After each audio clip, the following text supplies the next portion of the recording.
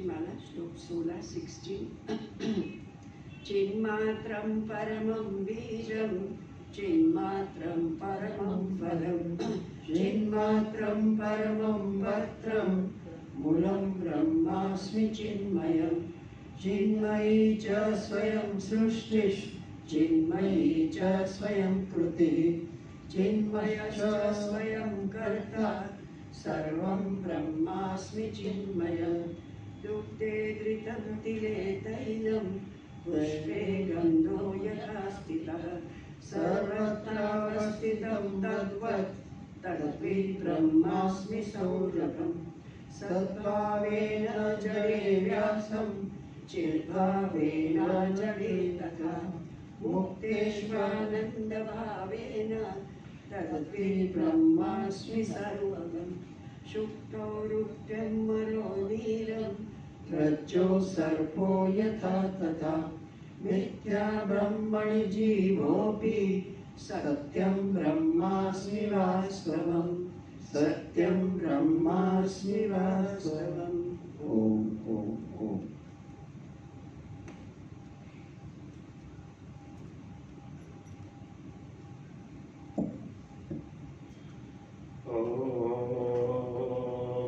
ब्रह्मादिभ्यो ब्रह्म विद्या संप्रदाय कर्तृभ्यो वंश ऋषिभ्यो महद्भ्यो नमो गुरुभ्यः। सर्वोपप्लवरहित प्रज्ञानघनः प्रत्यगर्थो ब्रह्मैवाहमस्मि। ओम शांति शांति शांतिः। शंकरं शंकराचार्यं केशवं बादरायणं सूत्रभाष्यकृतौ वन्दे भगवन्तौ पुनः पुनः।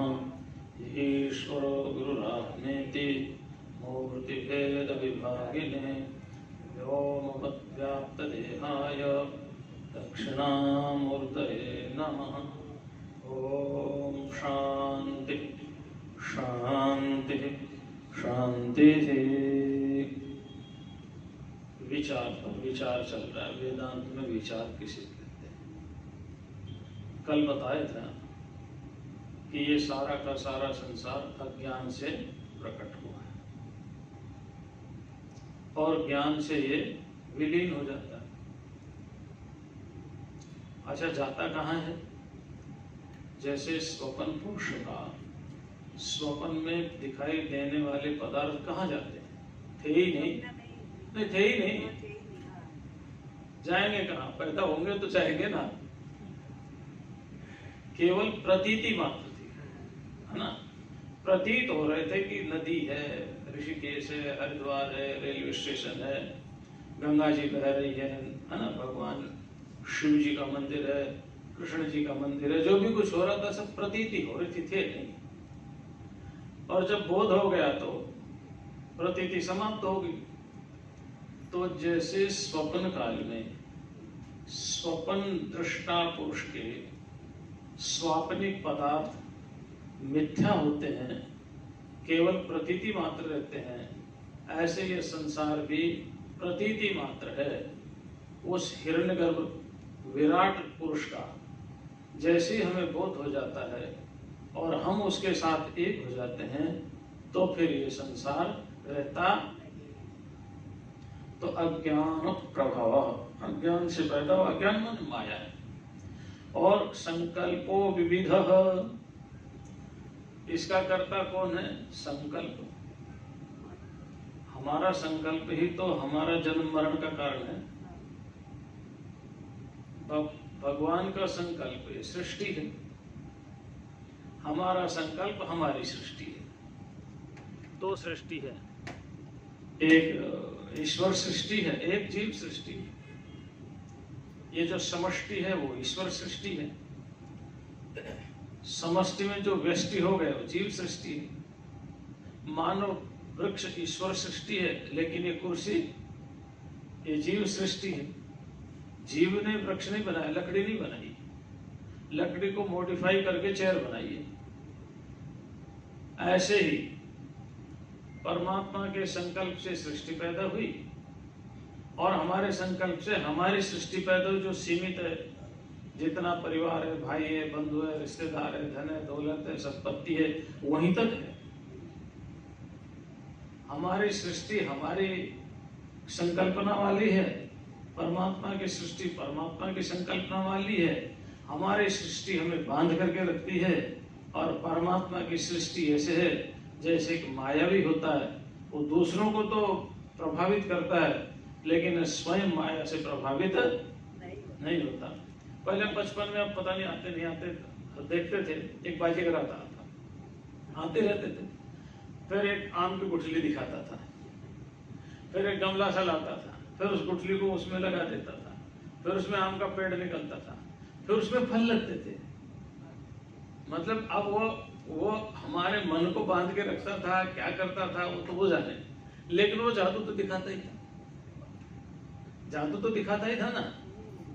तो वो ये जो जादू दिखाता था, ये जादू हमको तो प्रभावित करते थे, लेकिन जो दिखा रहा है उसको प्रभावित नहीं करता। तो परमात्मा की सृष्टि परमात्मा को प्रभावित नहीं करती, हमारी सृष्टि हमें प्रभावित करती है, क्योंकि परमात्मा पूर्ण ज्ञान है, स्वरूप है, और हम अल्पज्ञ हैं, कम ज्ञान वाले हैं। तो हमारे संकल्प से हमारी सृष्टि पैदा हुई, परमात्मा के संकल्प से परमात्मा की सृष्टि पैदा हुई, लेकिन परमात्मा की सृष्टि में ही हम अपनी सृष्टि की रचना कर रहे हैं, अलग से नहीं बना सकते।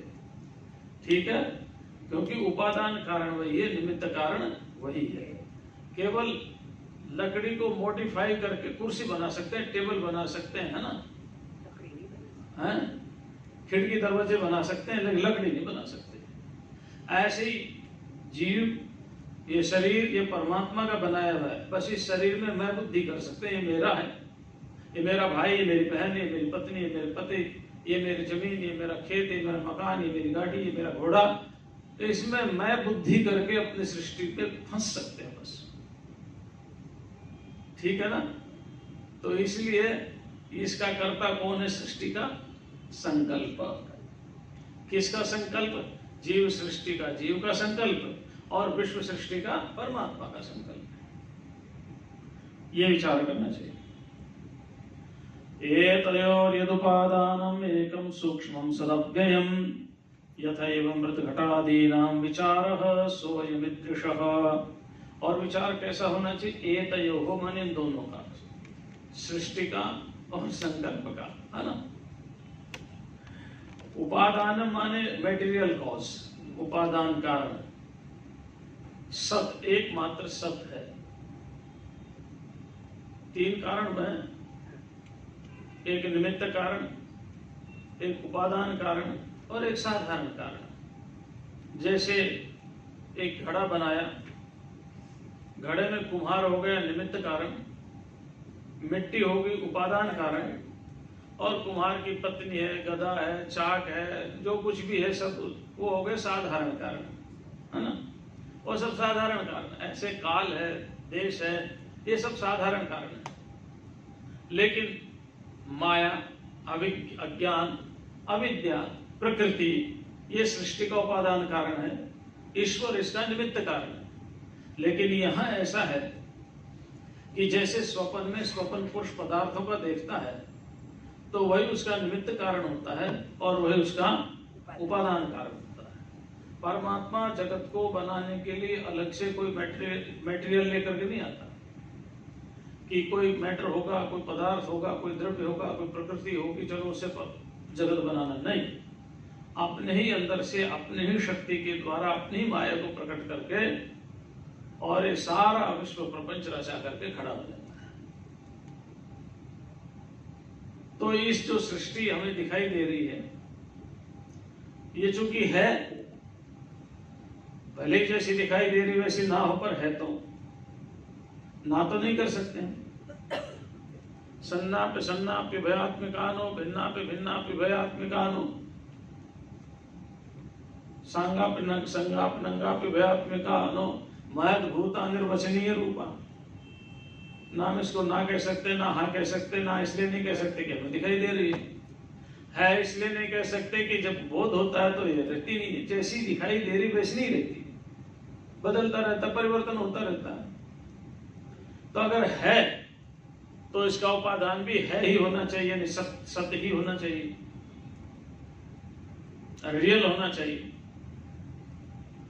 अगर नहीं है तो फिर है ही नहीं, तो उपादान के बारे में क्या सोचना। तो इस जगत का, इस प्रकृति का उपादान कारण कौन है? एतयो हो, इन दोनों का, यानी सृष्टि और संकल्प का। यद उपादानम, जो उपादान है, यानी मैटेरियल कॉज है ना, जिससे, जैसे सोना है, सोने से एक ने अंगूठी बना ली, एक ने हार बना लिया, एक ने कान का कुंडल बना लिया, एक ने कंगन बना लिया, एक ने हाथ का कड़ा बना लिया, ठीक है। अब है सब अलग अलग, लेकिन है मूल में क्या है? सोना है। सोना है तो ये सारे आभूषण हैं, आभूषण नहीं है तो भी सोना है, लेकिन सोना नहीं है तो आभूषण नहीं है। अगर स्वर्ण है तो आभूषण है, स्वर्ण नहीं है तो भी आभूषण नहीं है, और आभूषण नहीं है तो भी स्वर्ण है, सोना है। ऐसे ही सोना ही सत्य है, आभूषण तो नाम और रूप है, मिथ्या है। किसी ने कहा भाई जाओ टेबल के ऊपर सोना रखा है लेकर के आओ, वो ढूंढ के आता, बोले सोना तो नहीं, अंगूठी है वहां पर, या हार है वहां पर, या कंगन है वहां पर, या कड़ा है वहां पर सोने का। तो उसने ऐसा भ्रम हो गया है कि सोने को अंगूठी मान लिया, आकार विशेष से, नाम विशेष से, कंगन मान लिया, कड़ा मान लिया, है वो सोना ही। ऐसे ही ये संसार में सब एकमात्र परमात्मा ही है। परमात्मा ने ही अपनी माया से, अपने अंदर से विविध प्रकार का संसार प्रकट कर दिया। है ये परमात्मा ही, लेकिन हमने इसको जगत मान लिया, क्योंकि दिखाई जो दे रहा है वो विकारवान दिखाई दे रहा है। ये तो ज्ञान हो जाएगा, बोध हो जाएगा, तब पता चलेगा है था ही नहीं कुछ, विकार किसका है ही नहीं। तो कह रहे हैं इसका कोई उपादान कारण सत माने सत होना चाहिए, जिसकी सत्ता हो, एक होना चाहिए। एकम सूक्ष्म सत, अब चार विशेषण दिए उपादान के, मतलब एक का अर्थ है कि वही हो और दूसरा कोई हो ना, बस। सदैव सोम इदम एक एव अग्र, वहां एक शब्द प्रयोग हुआ। हे सोम सबसे पहले अकेला ही था, तो कोई एक ही इसका उपादान कारण होगा, और उपादान कारण बहुत सूक्ष्म होगा। कितना सूक्ष्म होगा? हम पृथ्वी, जल, अग्नि, वायु, आकाश को साक्षात नहीं देख सकते जब तक कि ये पांचों आपस में मिले ना, पंचीकरण ना हो। हम केवल अग्नि को नहीं देख सकते, हम केवल वायु को नहीं देख सकते, हम केवल जल को नहीं देख सकते, हम केवल पृथ्वी को नहीं देख सकते। जब ये पांचों मिल जाएंगे तो वो रूप वाला होगा। तो ये जो जगत दिखाई दे रहा है पंचभूतों का समूह है, इससे सूक्ष्म पंच महाभूत का अपना अपना स्वरूप है।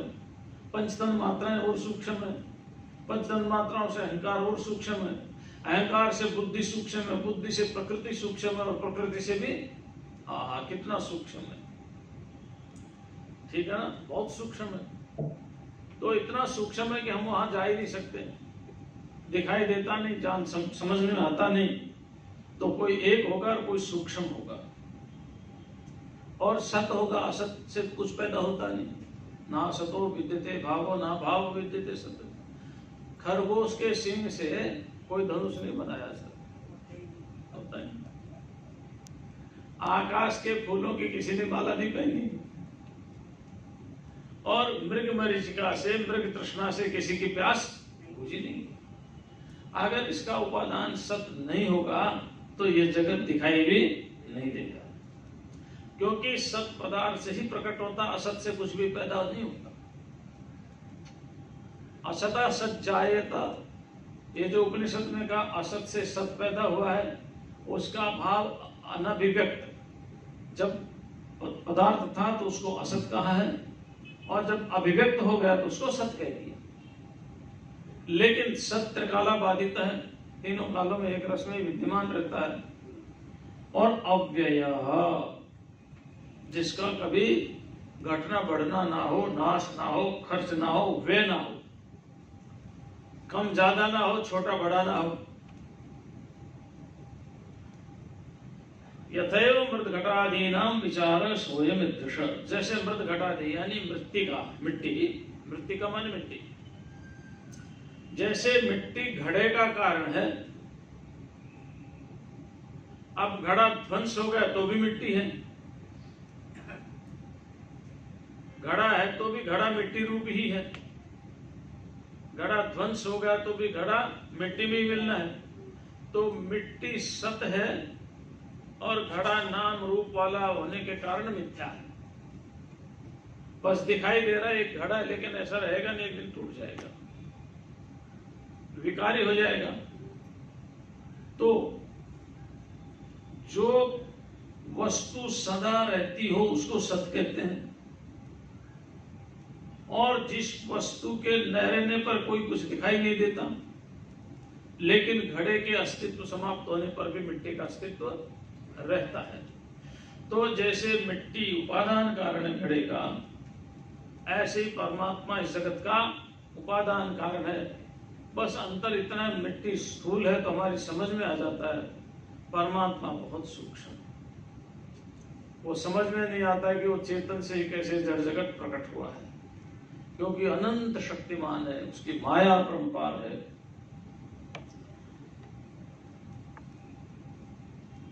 अहमेकोपि सूक्ष्मस्य ज्ञाता साक्षी सदव्ययः तदं नात्र संदेहो विचार सोऽयमिदृशः। अब अपना बताया भाई, अहम एकोपि, मैं एक हूं। एक बार एक बच्चे ने कहा हमसे, स्वामी जी आप दुनिया में सबसे अलग हैं। मैंने कहा क्यों? बोले आप ही, आप जैसे दूसरा है ही नहीं। हम बहुत देर तक हंसते रहे। बोले आप ही है ना, दूसरा थोड़ी आप जैसा। तो कोई बात याद आ गई, अहम एक हो कि मैं एक हूं। इसका मतलब ये नहीं कि भाई मेरी अपनी सत्ता, आपकी अपनी सत्ता नहीं, आत्मा के रूप में हम सब एक है ना। मेरे जैसा तो कोई दूसरा नहीं है, लेकिन इस देह को लेकर के, और मेरा जैसा दूसरा है ही नहीं आत्मा को लेकर के। मैं ही हूं, दूसरा होगा कहां से? तो आत्मा की दृष्टि एक है और शरीर की दृष्टि एक है। अब जब हम वाक्य का प्रयोग करते हैं तो गलत कोई नहीं होता। कभी हम आत्मा को प्रधान मान करके वाक्य का प्रयोग करते हैं, कभी हम देह को प्रधान मान करके वाक्य का प्रयोग करते हैं। बोलने में कोई दिक्कत नहीं है, लेकिन समझने में दिक्कत आ जाएगी। समझ लो, अहम एक अपि, एक होता अभी मैं, और मैं कैसा हूं? सूक्ष्म हूं। इंद्रियाणि परान्याहु इंद्रियेभ्य परम मनः, मनसस्तु परा बुद्धि, बुद्धेः परतस्तु सर्वम्। जो विषय हैं उनसे सूक्ष्म इंद्रियां हैं, इंद्रियों से सूक्ष्म मन है, और मन से सूक्ष्म बुद्धि है, और बुद्धि से भी परे वो आत्मा है। मैं ही बैठा हुआ सबको देख रहा हूं, सबको जान रहा हूं, अपने विचारों को, अपने संकल्पों को, अपनी क्रियाओं को। तो मैं सबसे अधिक सूक्ष्म हूं। तो अहम एकोपि सूक्ष्मः, मैं एक हूं, सूक्ष्म हूं, ज्ञाता, ज्ञान को प्राप्त करने वाला। किसको ज्ञान हो रहा है? मुझे हो रहा है, किसको हो रहा है? ये चश्मा किसको हो रहा है? नेत्र को रूप दिख रहा है ना, लेकिन नेत्र कई बार मन अगर दूसरी जगह चला जाए तो चश्मा भले ही रहो तो चश्मा दिखाई नहीं देगा। मन माध्यम है, लेकिन मन को एक्टिवेट कौन कर रहा है? मन को ग्रहण कौन कर रहा है कि मेरा मन है? तो जो मन को भी ग्रहण कर रहा है, बुद्धि को भी ग्रहण कर रहा है, उसको कहा है ज्ञाता। वैसे तो किसी भी पदार्थ को जानने वाला ज्ञाता होता है, चोर चोरी का ज्ञाता होता है, तो व्यापारी अपने पदार्थों का और धन का ज्ञाता होता है, तो महात्मा अपने भगवान के जप तप का ज्ञाता होता है, विद्वान अपने किताबों का ज्ञाता होता है।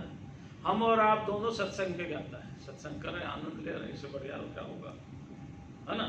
लेकिन ये एक ज्ञाता हुआ ऑब्जेक्ट को लेकर के, और एक ज्ञाता है सब्जेक्ट इटसेल्फ,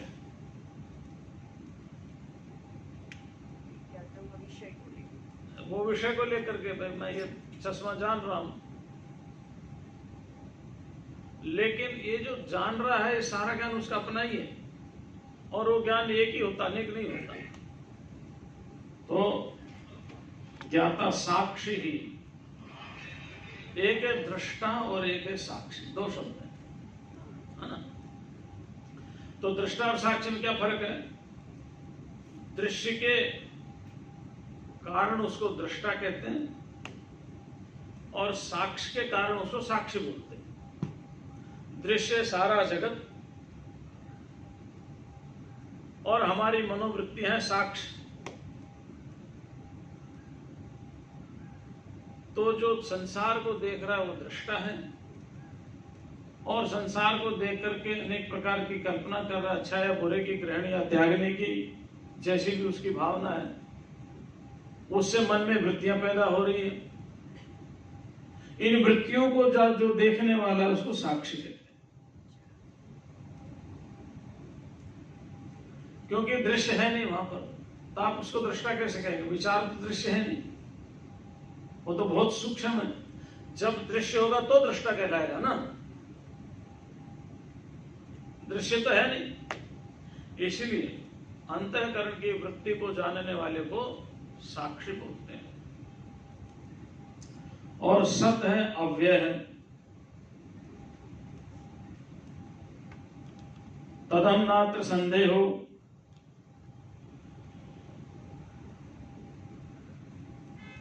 तदहम वह मैं, नात्र संदेह, इसमें कोई संदेह नहीं। मैं क्या हूं? एक हूं, सूक्ष्म हूं, ज्ञाता हूं, साक्षी हूं, सत हूं और अव्यय। तो एक, सूक्ष्म, ज्ञाता, साक्षी, सत, अव्यय, 6 विशेषण हो गए। हाँ? इन 6 विशेषणों से तत् अहम, वह मैं ही हूं। नात्र संदेह, इसमें कोई संदेह नहीं है। विचार स्वयं ईदृशः, इस तरह से विचार इस प्रकार का होता है। तो ये विचार की प्रक्रिया शैली है, ये वेदांत के विचार की शैली है। विज्ञान के विचार की शैली अलग है, योग के विचार की शैली अलग है, सांख्य के विचार की शैली अलग है। हर एक के अपने अपने विचार की शैली अलग अलग है। यहां जो है ये वेदांत है। वेदांत में विचार की शैली क्या है? केवल ज्ञाता को देखना है, उसका अन्वेषण करना है, या ज्ञान स्वरूप जीव का अन्वेषण करना है। तो मैं नहीं हूं, ये विचार है, इस तरह का विचार इस प्रकार का होता है। अब देखो व्याख्याएं तो बहुत हो सकती हैं। फिर आत्मा अनात्म विवेक, आत्मा और अनात्मा का विवेक। आत्मा विनिष्कलो हेको देहो बहुविरावृतः तयोरैक्यं प्रपश्यन्ति किमज्ञान मतः परम। अब देह और देही के बारे में बात कर रहे हैं। भगवान कृष्ण ने दूसरे अध्याय में शरीर और शरीरी, देह और देही बात कही है ना, क्योंकि सबसे पहले व्यक्ति शरीर को देखता है, वो देह को देखता है, देह को जानता है। इसलिए कहा कि एक देह है, एक देही है, एक धन है, एक धनी है। समझ गया ना? तो जो धन है वो धनी नहीं है, जो धनी है वो धन नहीं है। धन जिसका है उसको धनी बोलते हैं। देह आत्मा नहीं, आत्मा देह नहीं है।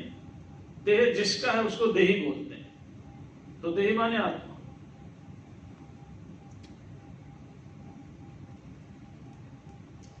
आत्मा कैसा है? वो मेरा विनिष्कलः, कोई कला नहीं उसमें।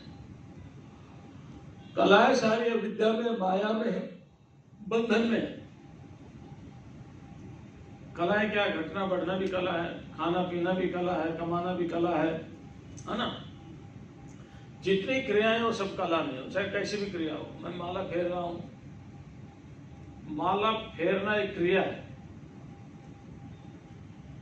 ये भी कला है, क्योंकि फेरना बंद भी हो जाएगा, फिर चालू हो जाएगा, फिर बंद हो जाएगा, और फेरते फेरते कैसे नींद आई तो माथा माइक पे बजेगा, फिर श्रोता कहेंगे महाराज कथा सुना रहे हैं, सो रहे हैं, ऐसे बजेगा। तो जो क्रिया है वो सब कला है। चंद्रमा की कितनी कलाएं हैं और पुरुष की कितनी कलाएं हैं? षोडश कलम पुरुषम भरद्वाज वेत्था ना हम वेदमी। क्या तुम 16 कला वाले पुरुष को जानते हो? पुरुष की 16 कला है। अब पुरुष की 16 कला कौन सी है वो आप प्रश्न उपनिषद में पढ़ सकते हैं, पंचम प्रश्न है। पंचम प्रश्न है, वहां आप पढ़ सकते हैं। चंद्रमा की 16 कौन सी कलाएं हैं? चतुर्दशी तक तो है ही, एक पूर्णिमा और एक अमावस्या। चंद्रमा में कोई कला नहीं, चंद्रमा की कला है। मेरे अंदर कोई कला नहीं, मेरी कलाएं हैं।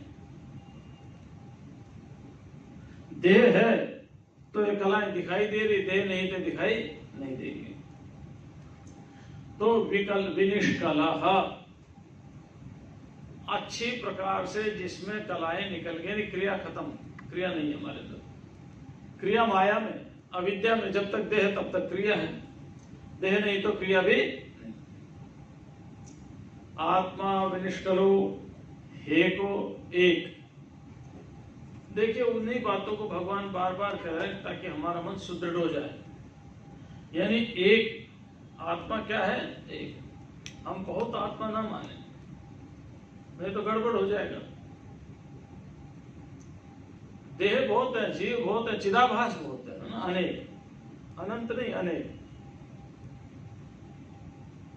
चिदाभास अनेक है, लेकिन चित्त माने चैतन्य एक ही है। आभास अनेक है, उसमें जो आभास में चैतन्य हो रहा है वो एक ही है।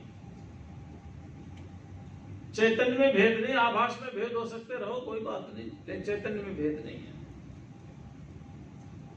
तो आत्मा विनिष्कलः, आत्मा कला रहित है।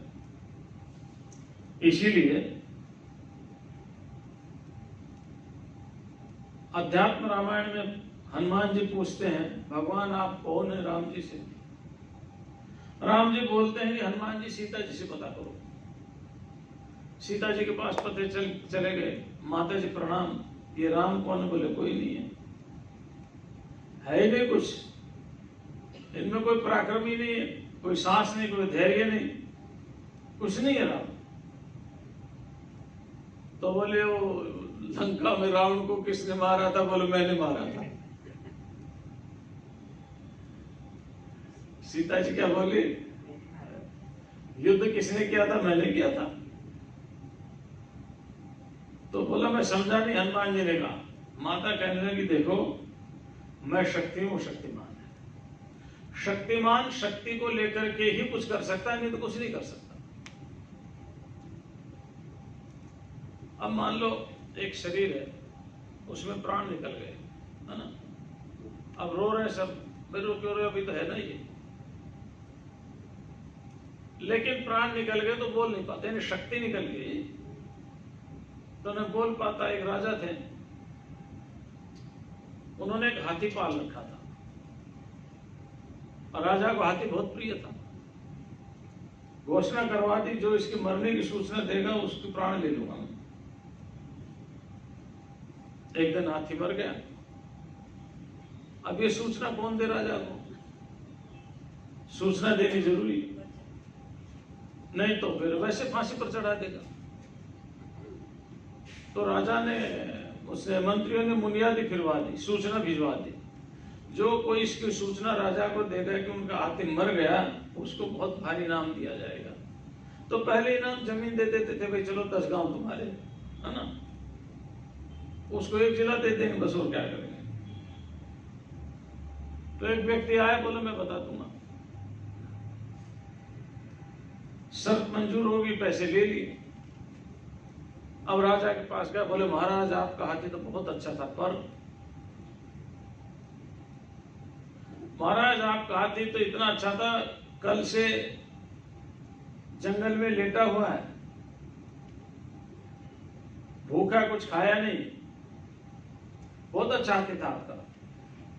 धीरे धीरे बोला उसमें प्राण भी नहीं चल रहे इतना।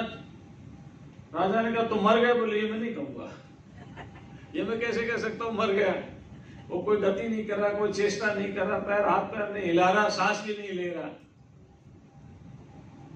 तो बोले मर गए? बोले नहीं ये मैं नहीं कहूंगा।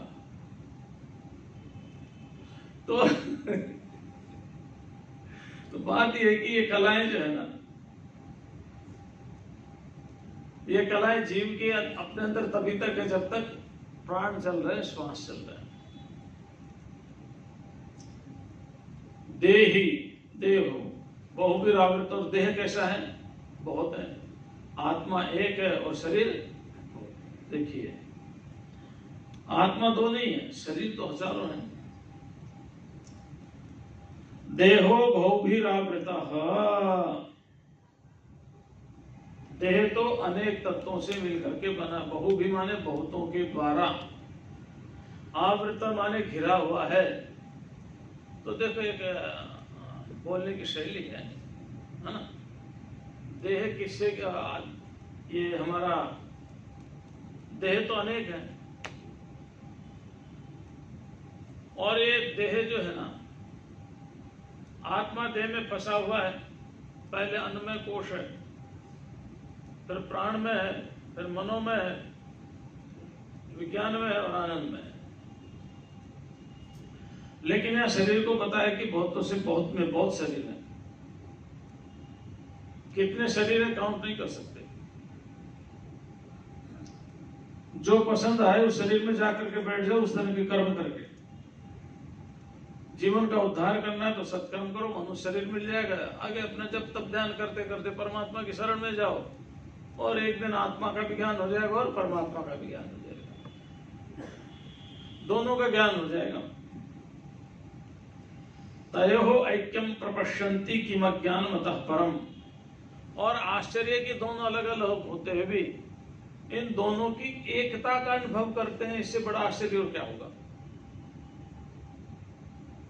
यानी देह और देही को एक ही मान करके चल रहे हैं, शरीर और शरीरी को एक ही मान करके चलने से बड़ा ज्ञान और क्या होगा भाई दुनिया में। जो है नहीं वो हो रहा है। आत्मा अविनाशी, उसको नाशवान मान लिया। आत्मा अजर अमर, हमने जन्मने और मरने वाला मान लिया। इससे बड़ा तो अनर्थ हो नहीं सकता। तयो ऐक्यम प्रपश्यन्ति, और उनकी एकता का अनुभव करते हैं। तो आत्मा विनिष्कल है और माया सकल है, उसमें कलाएं हैं। एक निष्कल और एक सकल है। लेकिन सकल माया को कुछ ऐसा मोह डाल दिया परमात्मा ने कि वो उसको ही अपना स्वरूप मान करके बैठ गए, और जड़ और चेतन के गांठ मिल गई। जड़ चेतन ग्रंथि परिगी, जदपि मृषा छूटत अति कठिनाई। गांठ पड़ गई, जड़ चेतन की गांठ, टाई नोट हो गई। तो गांठ बड़ी सूक्ष्म है, वैसे दिखाई देते तो खोल देते। कबीरदास का भजन है ना, अरे मन तो है कि कहीं विधि में समझाऊं, है ना। हाथी हो तो अंकुश मार के समझा दो, सांप हो तो मंत्र बोल करके समझा दो, भाई चलो सर्प का मंत्र बोल दो, काटेगा नहीं, या विष उतर जाएगा, या चल करके मेरे पास आ जाएगा।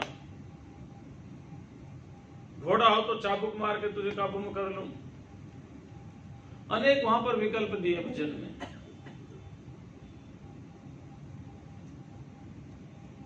लेकिन मन को अपना जब मान लेते हैं तो फिर अज्ञान आ जाता है, फिर जन्म मरण शुरू हो जाता है, फिर हम आत्मा को भूल जाते हैं, आत्मा को विस्मृत कर देते हैं फिर हम, क्योंकि अब हमने मान लिया यही मैं हूं। तयोः ऐक्यम, उनकी एकता का अनुभव होता है। इससे बड़ा और अज्ञान क्या होगा?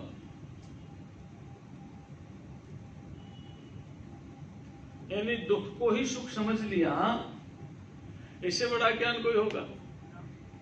मृत्यु को ही अमृत समझ लिया, मृत्यु और मां अमृतम गमाया, और यहां उल्टा हो गया, अमृत स्वरूप आत्मा उसको मृत्यु स्वरूप देह में फंसा दिया। इसलिए तो हमारी प्रार्थना की, भाई देखो अंधकार से हमें छुड़ाओ और हमें प्रकाश की ओर लेकर के जाओ। असतो मां सतगमय, तमसो मां ज्योतिर्गमय, मृत्योर मां। इससे बड़ा और अज्ञान क्या हो सकता है? आत्मा नियामक चांतर्देहो बाह्यो नियम्यकः तयोरेक्यम प्रपश्यन्ति किमज्ञानमतः परम्। और आत्मा का स्वरूप बता रहे हैं, ये प्रकरण में आत्मा का स्वरूप बता रहे हैं। क्या है आत्मा? नियामक, अंतर्देहो बाह्यो नियम्यकः। आत्मा नियामक है, यानी नियमन करने वाला, अनुशासन करने वाला, और शरीर नियम में कहने जिसके ऊपर अनुशासन किया जाता है। अब देखो कौन किस पर अनुशासन कर रहा है। ये शरीर तो जड़ है, अपने आप तो चल फिर नहीं सकता। मन भी जड़, अपने आप क्रिया नहीं कर सकता। बुद्धि भी जड़, अपने आप निश्चय नहीं कर पाती। तो इनके पीछे एक चेतन शक्ति है। क्या है? एक चेतन शक्ति है। बस वो जो चेतन शक्ति है वही आत्मा है। चेतन शक्ति ही आत्मा है।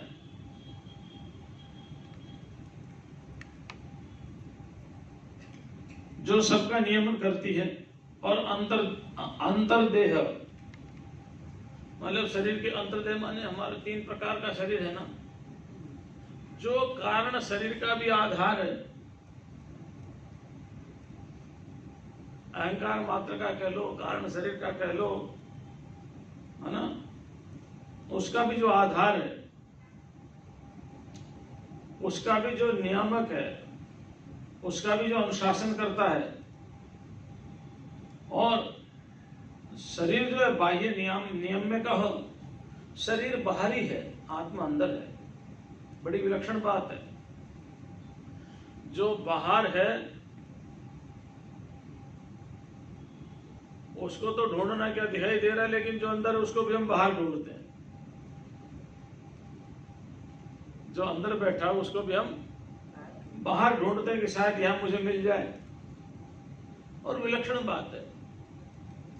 एक बद्रीनाथ का धाम का व्यक्ति चल कर गया बनारस, काशी, और उनसे पूछो भाई तुम क्यों आए? बोले भगवान का दर्शन करने के लिए। ठीक है, कौन सा भगवान का दर्शन करने के लिए? बोला महादेव का। तो क्यों वहां बद्रीनाथ में नहीं दबा दे? काशी का जा रहा है बद्रीनाथ, ठीक, अच्छी बात, आना जाना चाहिए, अलग बात है, तो अच्छी बात है। लेकिन क्या महादेव जो केदार धाम पर है यार, वो नियामक नहीं है? क्या जो बनारस के वो नियामक नहीं? ईश्वर तो एक ही है ना। लेकिन इसी एक ईश्वर को जब हम अलग अलग रूपों में बांट दिया तो हमारे मन मस्तिष्क में उसकी शक्ति भी सीमित होगी। और बस उससे अब यही प्रार्थना कर रहे हैं, छोटी छोटी क्षुद्र प्रार्थनाएं।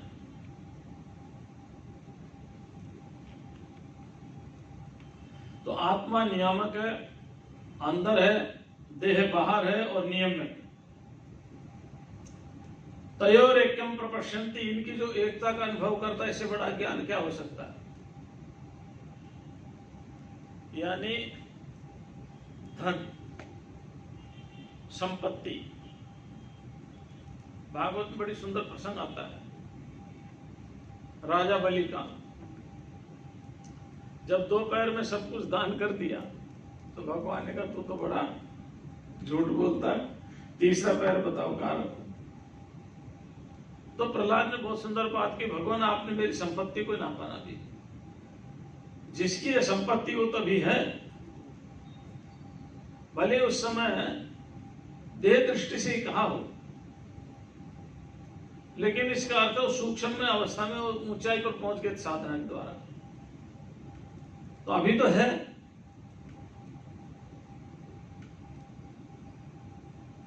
तो जिसकी संपत्ति है वो बड़ा होता है, महान होता है।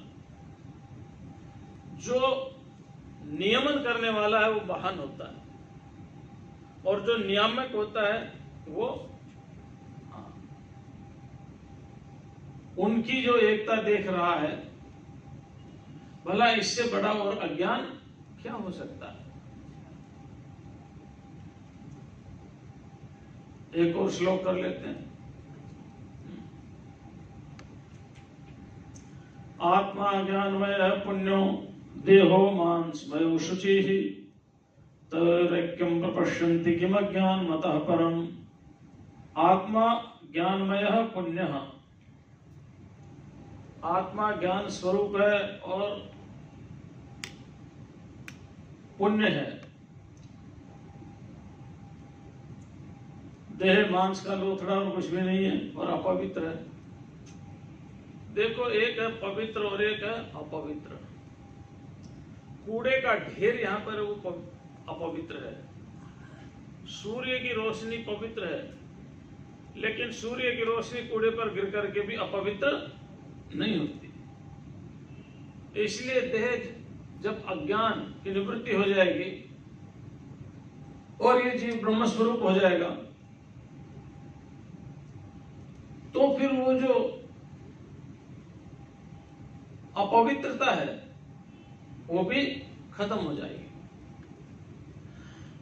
आत्मा ज्ञानमय पुण्य देहो मांसमयो शुचि।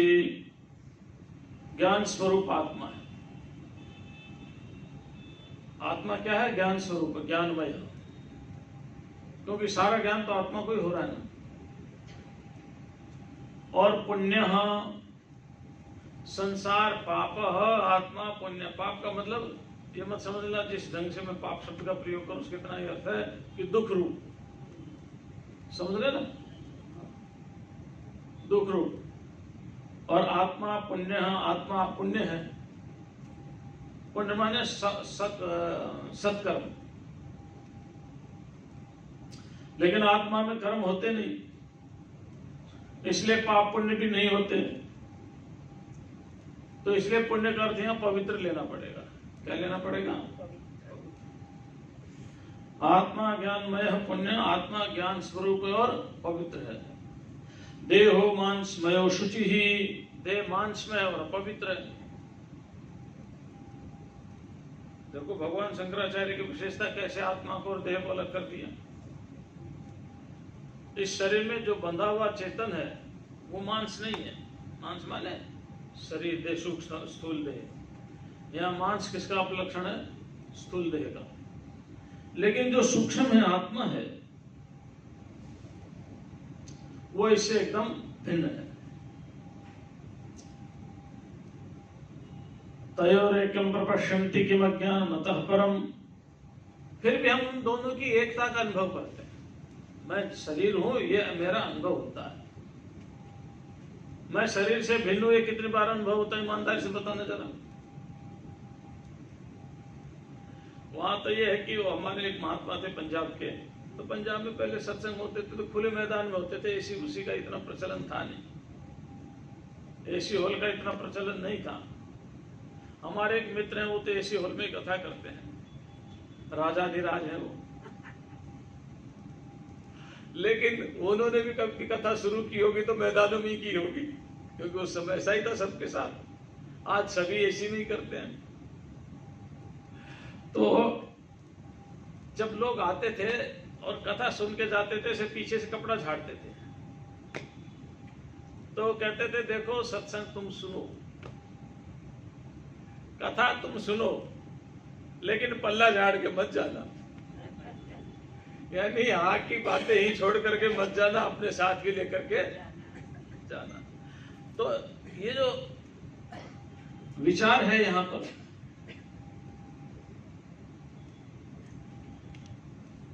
तो पुण्यमय करते हैं पवित्र से है, क्योंकि आत्मा में पुण्य और पाप होता नहीं। तो इसलिए कभी कोई शब्द ऐसा आ जाए तो अब तक के सत्संग से पल्ला मत झाड़ लेना, उसका प्रयोग करना, कौन सा शब्द किस प्रकरण में किस भाव को प्रकट कर रहा है, समझ रहे हैं ना? कौन सा शब्द किस प्रकरण में किस भाव को प्रकट कर रहा है।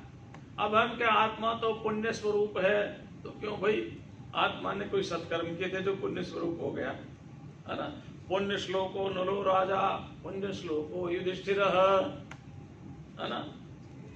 तो इन्होंने तो सत्कर्म किए थे दोनों ने, आत्मा ने तो कोई सत्कर्म किए नहीं। जब सत्कर्म किए नहीं तो पुण्य कैसे हो गए? इसलिए पुण्य का यहां अर्थ किस भाव में है? पवित्र। और पवित्र भी किस भाव में है? अज्ञान जन्य दोषों से तीनों कालों में दूर रहना, न पहले था, न अब है, न आगे रहेगा। तो आत्मा ज्ञानमय, ज्ञान स्वरूप पुण्य, और मान देहो मांसमयो शुचि, देह अपवित्र अशुचि। देखो एक बात है, ये धारणा है, अपने भक्त हुए सूरदास जी, उन्होंने एक बहुत सुंदर बात कही भजन में, ऊधो के माध्यम से। ऊधो मनमाने की बात, ऊधो मनमाने की बात, दाग स्वारा छाड़ अमृत फल, विषकीड़ा विषखात। दाग स्वारा छाड़ अमृत फल, विषकीड़ा विषखात। ऊधो मनमाने की बात, यह तो अपने मन की बात है भाई। विष के अंदर रहने वाले कीड़े को विष ही अमृत है, गंदी नाली में पड़े हुए कीड़े को वही अमृत है। तो अच्छा और बुरा क्या है? पाप और पुण्य क्या है? सुख और दुख क्या है? जिस भी क्षण हम परमात्मा से विमुख हो जाए वही पाप है। हम किस योनि में जाए, कैसा हमारा भोग जो हो, जिस योनि का जो भोग है उस योनि में वही भोग अच्छा लगता है।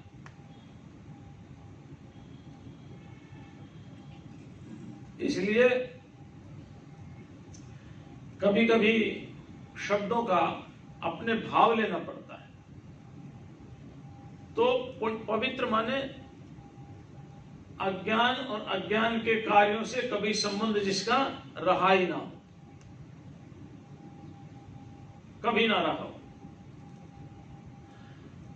अब है संबंध तो नहीं है, मान लिया। मान लेने से संबंध होता नहीं है। सूर्य की रोशनी गुलाब के फूल पर पड़ रही है और सूर्य की रोशनी कीचड़ में पड़ रही है और कीचड़ में पैदा होने वाले कमल पर भी पड़ रही है।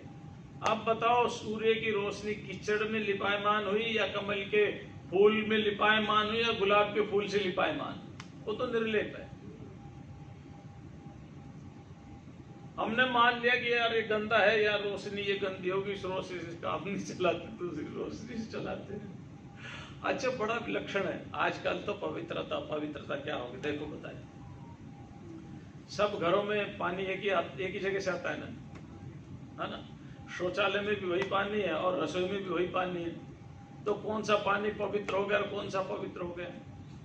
शौचालय के नल में जो पानी आ रहा है वो अपवित्र है, रसोई के नल में जो पानी आ रहा है वो, दोनों आ कहां से रहे हैं? एक ही तो पाइप आया है ना घर के अंदर, बाद में तो डिवाइड हुआ है। डिवाइड तो बाद में हुआ ना। तो हमने मान लिया कि एक पवित्र है एक अपवित्र है। ऐसे हमने मान लिया कि मैं स्नान करूंगा तो पवित्र हो जाऊंगा, स्नान नहीं करूंगा तो अपवित्र हो जाऊंगा। अरे भाई तुम तो पवित्र हो ही हो, अपवित्रता तो है ही नहीं, क्योंकि निरवयव हो। क्यों? क्योंकि निरवयव हो। जो सावयव होता है उसमें शुद्धि अशुद्धि का विचार होता है, निरवयव में शुद्धि अशुद्धि का विचार नहीं होता, निरवयव हो। तो शेष चर्चा कल करेंगे, आज इतना ही। ओम शांति शांति शांति। पूज्य महाराज जी के शिष्यानंदन आज जयसुद सप्तमी सोमवार दिनांक 2 जून स्वामी श्री प्रेमपुरी आश्रम दया गीता चित्रमाला के अंतर्गत परम पूज्य स्वामी श्री मुक्तानंद जी महाराज द्वारा श्रीमद् भगवद गीता